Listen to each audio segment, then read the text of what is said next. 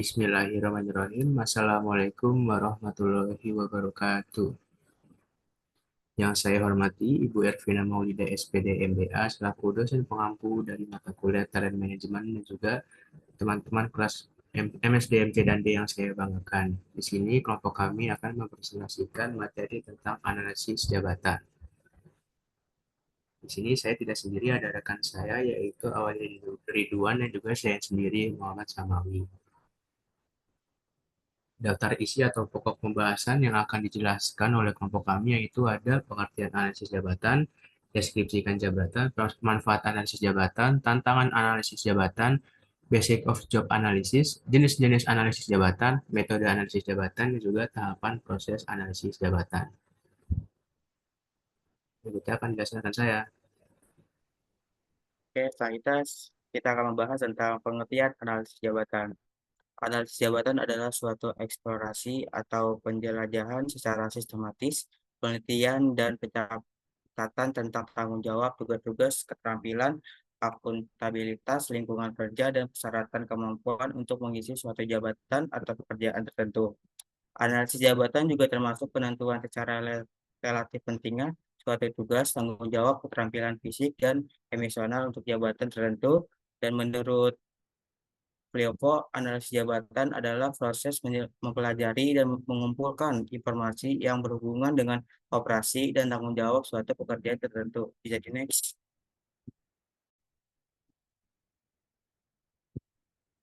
Nah, selanjutnya ada deskripsi jabatan.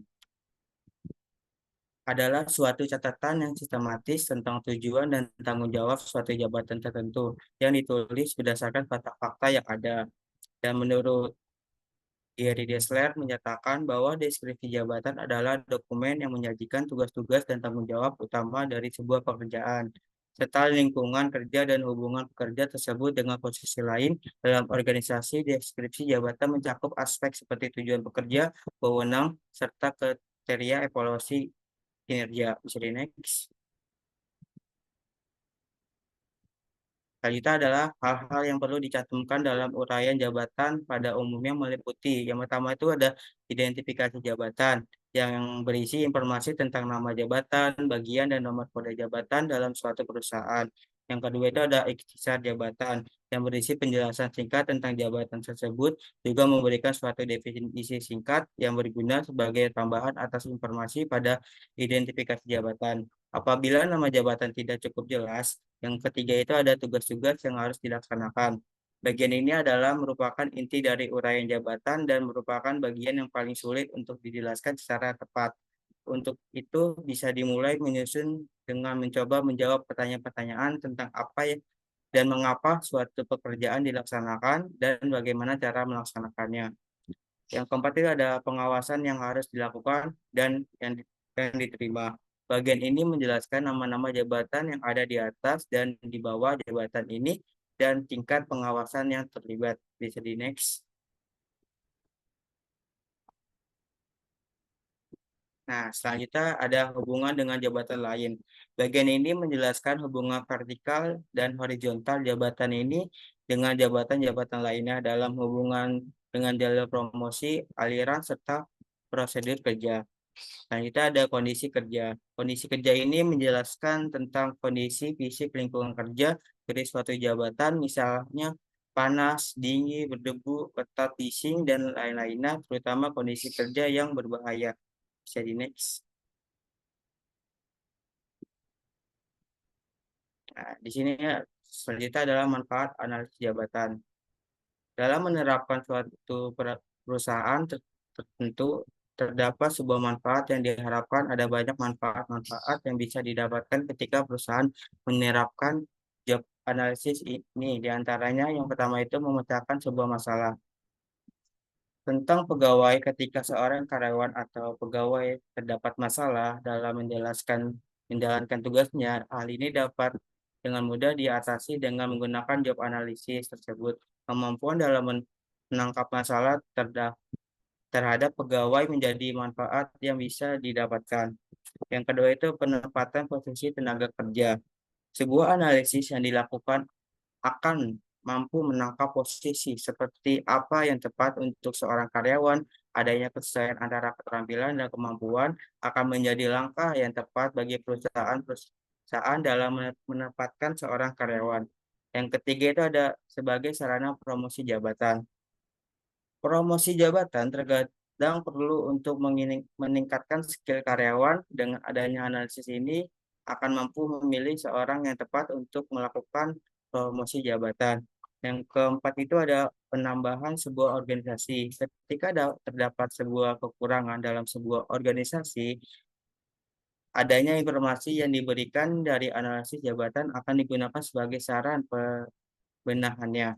Hal ini akan menjadi keuntungan bagi perusahaan karena bisa memberikan sebuah kebijakan yang baru. Bisa di next.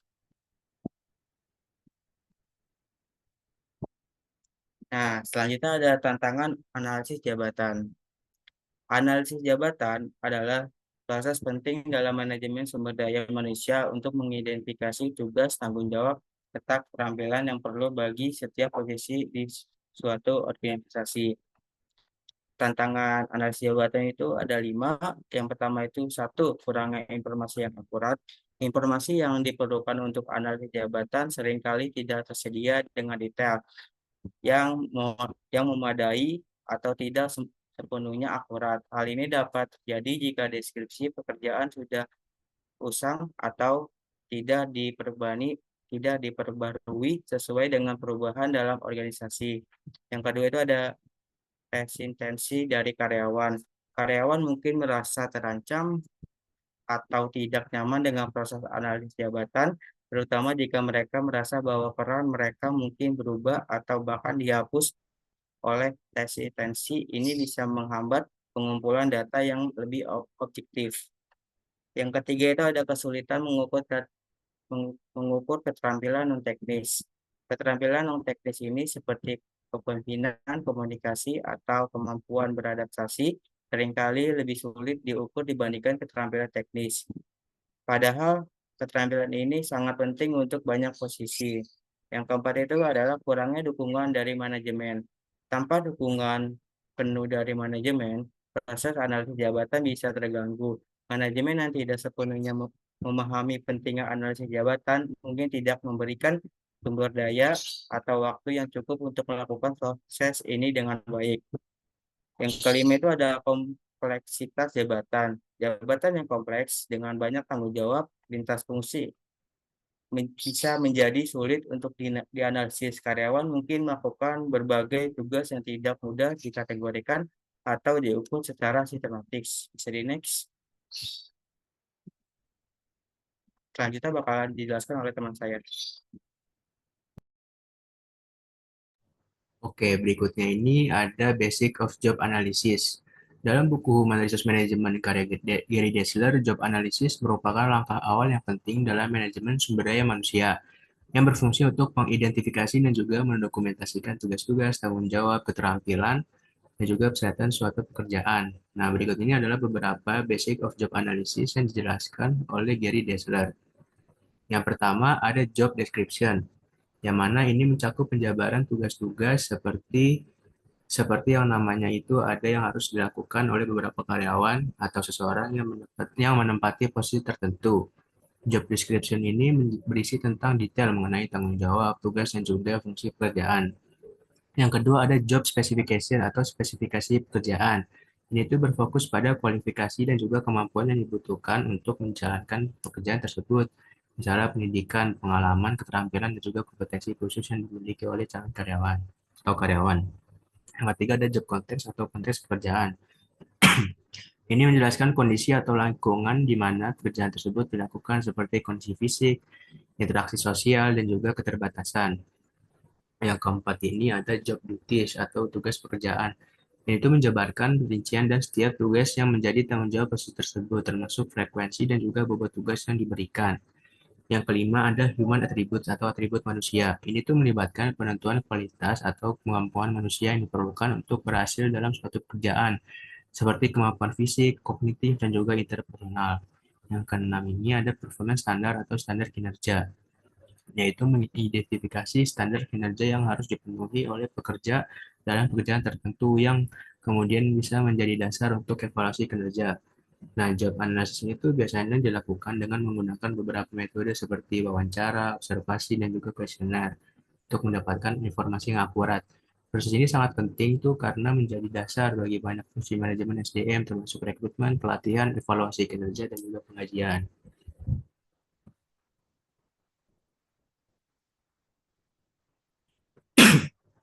Menurut Wirawan, dalam tahun 2015, terdapat beberapa istilah yang perlu dipahami dalam analisis jabatan, antara lain yaitu yang pertama ada tugas atau tes.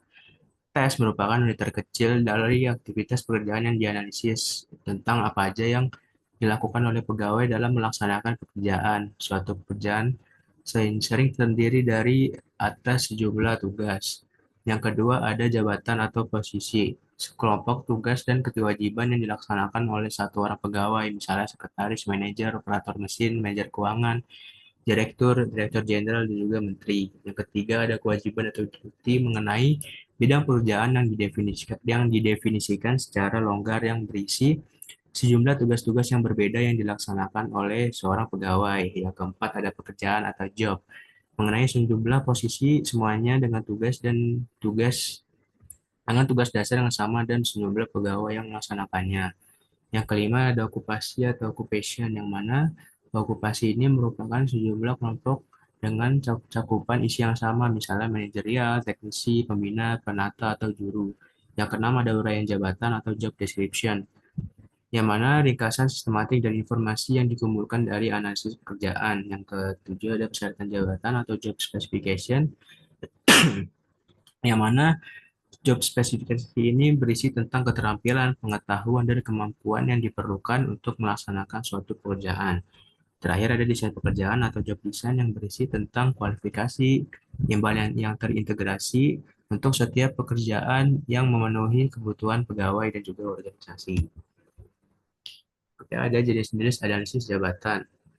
Analisis jabatan dibuat beberapa kali beberapa kali karena banyaknya macam kegiatan dalam setiap analisis jabatan dapat mengandung sedikit perbedaan, baik dalam metode maupun dalam sudut pandang. Ada 4 jenis analisis jabatan menurut Buku Gijat pada tahun 2011. Yang pertama ini ada analisis jabatan berdasarkan fungsi, yang mana berfokus pada tugas-tugas spesifik yang dilakukan dalam suatu pekerjaan dan juga organisasi. Nah, tugas-tugas ini itu berkontribusi terhadap pencapaian tujuan organisasi.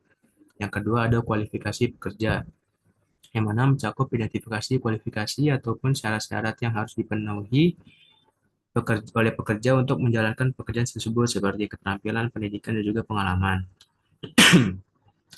Tiga ada analisis jabatan berdasarkan peralatan dan juga material yang digunakan, yang mana berfokus pada peralatan, teknologi, dan bahan-bahan yang digunakan atau dibutuhkan untuk melaksanakan tugas dalam pekerjaan. Biasanya ini seperti kontraktor ataupun IT yang membutuhkan laptop.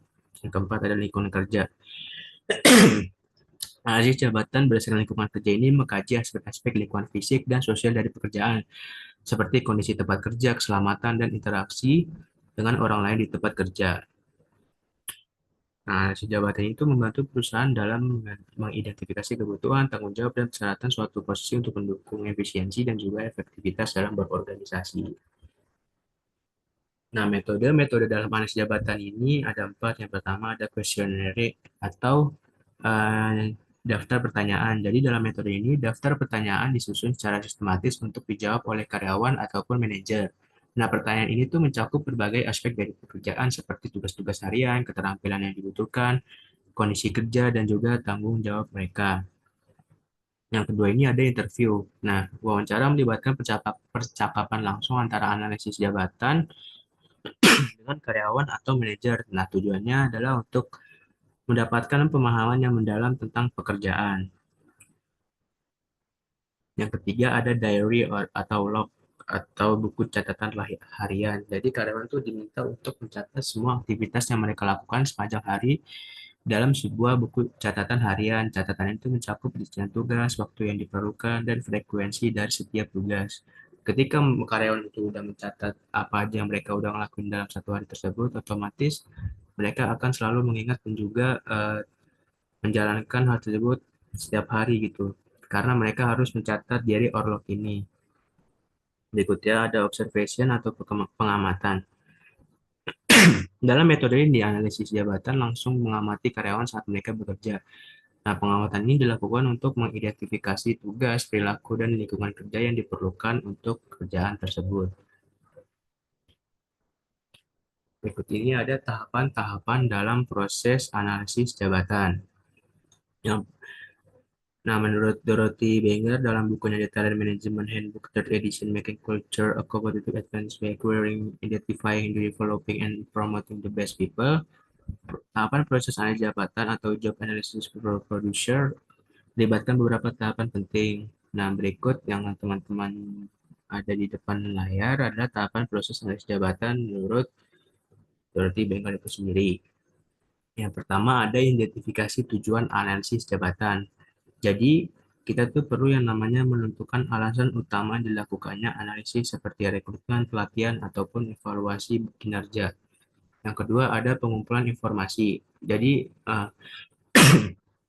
proses ini tuh mengumpulkan data melalui wawancara, observasi, atau kuesioner dari karyawan dan atasan terkait tentang pekerjaan yang akan dianalisis. Yang ketiga, mengidentifikasi tugas utama dan juga tanggung jawab. Dan jadi itu ini menguraikan tanggung jawab inti dan tugas spesifik yang menjadi fokus utama dari posisi tersebut. Tahap keempat ada menganalisis keterampilan, pengetahuan, dan kompetensi yang dibutuhkan. Jadi mengidentifikasi keterampilan, pengetahuan, dan kompetensi yang diperlukan ini digunakan untuk menjalankan tugas-tugas jabatan yang akan dianalisis. Yang kelima ada mendokumentasikan hasil analisis. Jadi kita juga perlu menyusun laporan yang mencakup deskripsi jabatan, persyaratan, dan kompetensi yang dibutuhkan secara lengkap dan juga terstruktur. Tahap keenam ini ada verifikasi dan juga validasi informasi, yang mana eh, analisis jabatan itu meminta konfirmasi dari manajer atau karyawan untuk memastikan keakuratan dan kelengkapan informasi yang telah dikumpulkan. Tahap ketujuh itu ada pemeliharaan dan pembaruan, yang mana secara berkala memperbaharui analisis jabatan agar yang namanya tetap relevan dengan seiring berjalannya waktu dengan perubahan dalam lingkungan bisnis dan juga organisasi. Oke, saya akan menjelaskan kesimpulan. Analisis jabatan merupakan proses sistematis untuk mengumpulkan data dan menganalisis informasi terkait tugas dan tanggung jawab dan persyaratan suatu pekerja dalam organisasi. Tujuannya adalah untuk menciptakan deskripsi dan spesifikasi pekerja yang akurat, yang kemudian digunakan dalam berbagai aspek manajemen sumber daya manusia seperti rekrutmen, seleksi, pelatihan, dan evaluasi kerja. Jadi next.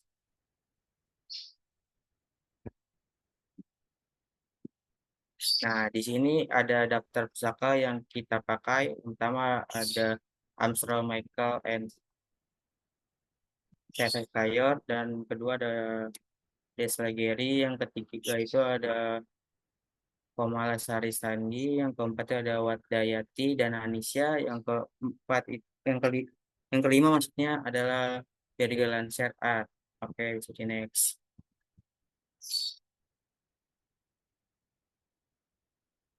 Next.